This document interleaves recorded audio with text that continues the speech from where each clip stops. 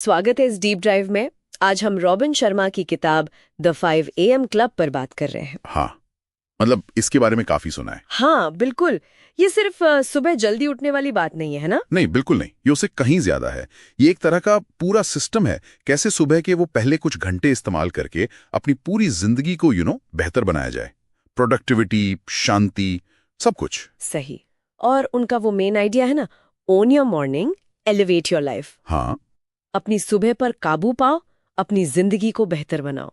लगता तो बड़ा पावरफुल है तो उनका मानना है कि अगर आपको टॉप 5% वाले रिजल्ट्स चाहिए तो 95% लोगों से अलग सोचना और करना पड़ेगा। एग्जैक्टली। और ये सिर्फ बाहरी सफलता, मतलब पैसा, शोहरत, वो सब नहीं है। हाँ, वो अंदर की बात करते हैं। 4 साम्राज्य, ऐसा कुछ। हाँ, 4 आंतरिक साम्राज्य।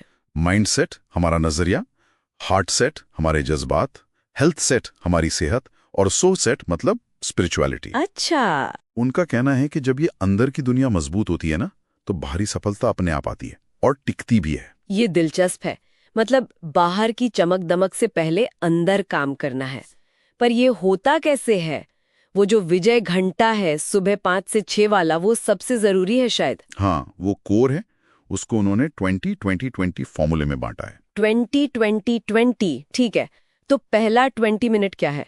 5 बजे से 5:20 तक। वो है मूव, मतलब हिलना डुलना, तेज कसरत जिससे पसीना आए। उठते ही? अच्छा। हाँ, इससे स्ट्रेस हार्मोन कॉर्टिसोल वो कम होता है और दिमाग के लिए अच्छे केमिकल्स रिलीज होते हैं, BDNF, डोपामाइन, सेरोटोनिन। ओके, तो मतलब सीधा एनर्जी और फोकस बूस्ट। बिल्कुल। फिर अगले 20 मिनट, 5:20 से 5:40 तक, वो है रिफ्लेक्ट। रिफ्लेक्ट यानी सोचना, मनन करना। हाँ, शांति वाला समय, कुछ लिखना जैसे जर्नलिंग, ध्यान करना या फिर दिन की प्लानिंग करना। इससे क्या होता है? शांति, ग्रो, यानी सीखना, खुद को बेहतर बनाना। जैसे? कुछ पढ़ना, कोई किताब, कोई आर्टिकल या कोई पॉडकास्ट सुनना, ऑडियो बुक, कुछ भी जिससे ज्ञान बढ़े। तो मूव, रिफ्लेक्ट, ग्रो, 20 मिनट हर एक के लिए। सुनने में तो लॉजिकल है, पर रोज सुबह 5 बजे उठना, ये आदत बनाना ही तो असली चैलेंज है। बिल्कुल। और शर्मा इसके लिए भी एक प्लान देते हैं, उनका 66 डे हैबिट इंस्टॉलेशन प्रोटोकॉल। 66 दिन? क्यों? उनका मानना है कि कोई भी आदत, खासकर इतनी बड़ी, उसे ऑटोमेटिक बनाने में करीब 66 दिन लगते हैं। साइंस भी यही कहता है। थोड़ा टाइम तो लगता है नई न्यूरल पाथवे बनने में। अच्छा, तो ये 66 दिन कैसे काम करते हैं? इसे 3 हिस्सों में बांटा गया है, 22-22 दिन के। पहला स्टेज है डिस्ट्रक्शन, विनाश, पुरानी आदतों को तोड़ना। ये सबसे मुश्किल होता है अक्सर। हाँ, पुरानी आदतें छोड़ना आसान नहीं होता। बिल्कुल। दूसरा स्टेज है इंस्टॉलेशन, स्थापना। इसमें नई रूटीन, यानी ये 5 AM वाली, उसे बनाना शुरू करते हैं। धीरे धीरे? हाँ, धीरे धीरे, कंसिस्टेंसी के साथ। और तीसरा स्टेज है इंटीग्रेशन, एकीकरण। तब तक ये आदत इतनी पक्की हो जाती है कि वो आपकी पहचान का हिस्सा बन जाती है, अपने आप होने लगती है। एक तरह से पुराना आप खत्म होता है और नया बेहतर आप बनता है। सही कहा। The old you must die for the best you to be reborn, ये उनकी ही लाइन है। ये तो काफी गहरा है। पर एक चीज मन में आ रही है, क्या ये सब सिर्फ सुबह की मेहनत और अनुशासन के बारे में ही है? आराम का कोई जिक्र नहीं? लगातार ऐसा करना थका नहीं देगा? नहीं नहीं, ये बहुत अच्छा पॉइंट है। शर्मा आराम और रिकवरी पर बहुत जोर देते हैं, बहुत ज्यादा। वो इसे कहते हैं twin cycles of elite performance. Twin cycles मतलब 2 पहिए? हाँ, एक तरह से। एक साइकिल है इंटेंस काम का, जब आप पूरी मेहनत करते हैं, वो है हाई एक्सेलेंस साइकिल।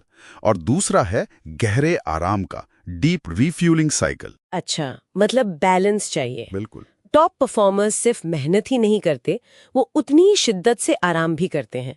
उनका एक फॉर्मूला भी है, pressure into refuelling is equal to growth plus endurance. यानी दबाव और आराम दोनों मिलकर ही ग्रोथ और सहन शक्ति बढ़ाते हैं। हाँ, असली ग्रोथ आराम के फेज में होती है, जब बॉडी और माइंड रिकवर करते हैं। इसीलिए वो अच्छी नींद पर बहुत फोकस करते हैं, कम से कम 7.5 घंटे। 7.5 घंटे आजकल मुश्किल है पर जरूरी है। और सोने से पहले की रूटीन भी, स्क्रीन बंद करना, कुछ शांत करना। अच्छा, तो ये 5 AM क्लब सिर्फ जल्दी उठना नहीं है। नहीं, ये एक पूरा लाइफस्टाइल है। अंदरूनी ग्रोथ, बाहरी सफलता और साथ में आराम का सही बैलेंस। हाँ, और इसमें एक फिलॉसफी भी है।